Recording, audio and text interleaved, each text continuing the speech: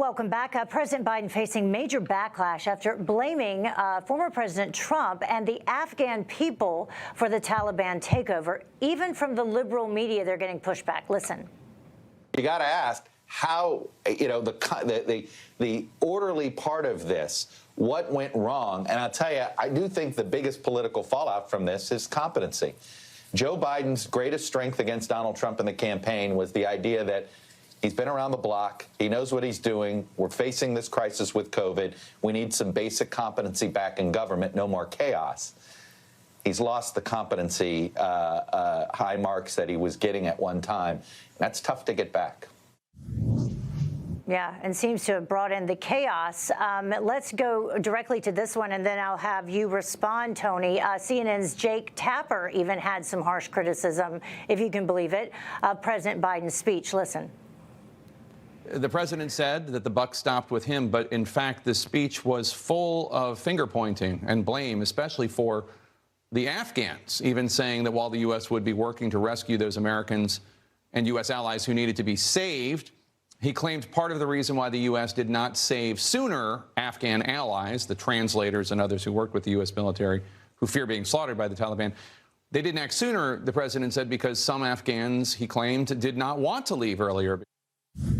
And the blame game continued today, Tony, from Jake Wallace. He gave us the same answer, saying that Afghans didn't want to leave, amongst a lot of other issues that he discussed, and placed blame on others.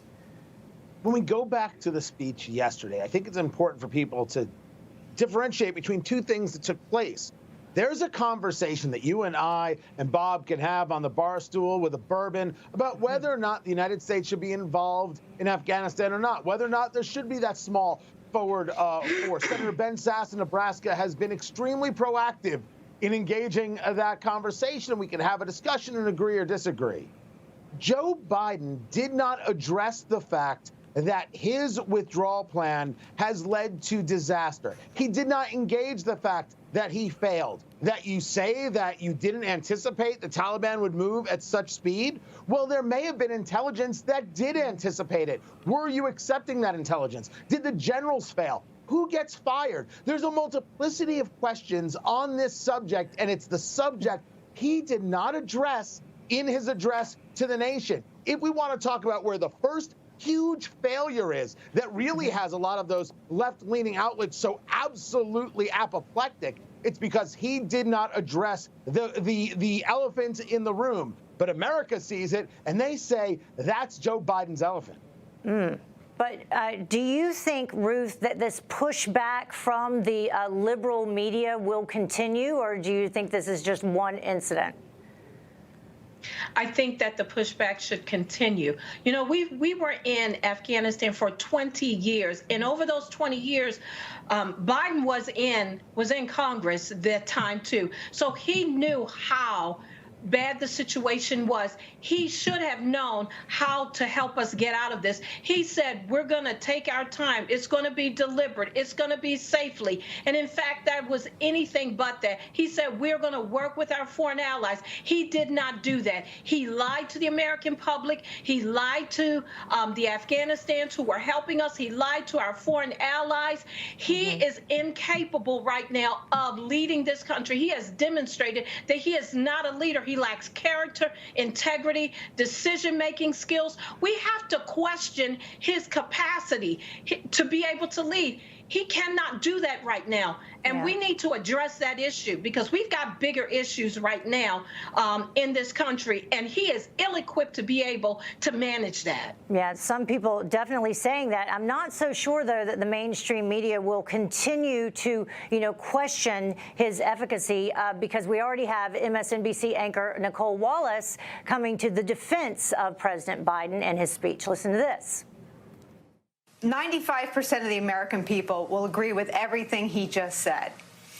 95% of the press covering this White House will disagree. And for an American president to finally be completely aligned with such an overwhelming majority of what the American people think about Afghanistan is probably a tremendous relief to the American people. Julio? Total and utter delusion. I mean, how do you defend the indefensible? I mean, listen, I think what's going to wind up happening is you're going to have the rats jumping off of the ship. I mean, listen, a lot of these pundits, thought leaders, people on the left, Democrats in Congress, they're not going to ride with this. They need to try to get reelected next year, and they don't want to be associated with this. I think there's probably going to be a pronounced push to maybe, because we're seeing a decline. I mean, I see it. I think a lot of people see it in Joe Biden. There's probably going to be some semblance of a 25th Amendment push. I, at this point, can't really see him even making it to the midterm when you consider the disaster, the unmitigated disaster that we have here, plus all the other issues that America has. It's time for new leadership. Yeah.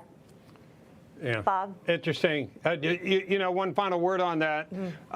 When Saigon happened, the botched evacuation from there, Gerald Ford was president. A year later, his poll numbers were actually higher because everybody wanted to get out of Vietnam. They kind of gave him a pass, but I don't think it worked for him as far as leadership. He was a one-term president, not even a full term. Yeah. So I think he's hoping, Tony, that he gets through this, but I think people will remember this. Heather, that's the way I look at it. 100%. And as Congresswoman May said earlier, people across the board, both sides of the aisle, agreed that we needed to get our troops out. It was just the process, which we're seeing, people hanging off of helicopters and airplanes. Right. Trying to escape. Right. Yeah. That's what people are questioning. Right. And we didn't even have a chance to talk about social media and the fact that there's Taliban all over our social media, Twitter being one of them, and they're able to respond to all of this. But the former president of the United States is not allowed on. That's a whole nother issue. You just watched Newsmax TV, America's fastest growing cable news channel, now in more than 70 million homes. You can get Newsmax TV on your cable system or check your cable guide. And if your system doesn't carry Newsmax, call them, tell them you want Newsmax TV, because we're real news for real people.